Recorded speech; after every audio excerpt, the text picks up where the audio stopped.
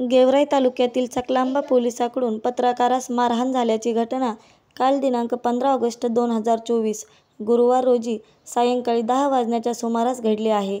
या घटनेची अधिक माहिती अशी की चकलांबा पोलीस ठाण्यासमोर पत्रकार असलम कादरी व त्यांचे भाऊ शोएब कादरी राहणार चकलांबा हे त्यांच्या स्वतः दुकानासमोर उभे असताना त्या दोघांनाही पाहून येथील PSI अनंता तागडे यांनी पोलीस ठाण्यातून येऊन त्या दोघा भावांना बेदम मारहाण सुरू केली।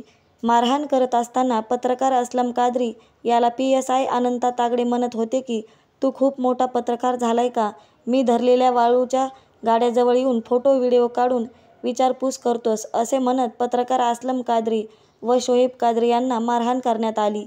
PSI अनंता तागडे याने पत्रकार असलम कादरी याला पोलीस ठाण्यासमोर मारले आणि नंतर पत्रकार असलम कादरी यांनी त्या पोलीस कर्मचारी तागडे यांच्या विरोधात तक्रार देण्यासाठी गेले असताना त्याची तक्रार घेण्यास पोलिसांनी टाळाटाळ तर केलीच, मात्र त्यांना आणखी मारहाण देखील करण्यात आली।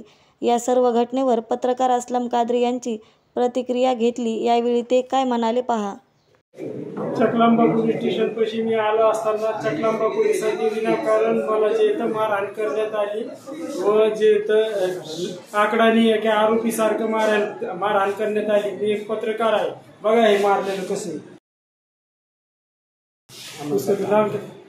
PI तांगडे म्हणून आहेत, तांगड्याला निलंबित करण्यात यावे, नसता मी जे आत्मदहन करीन।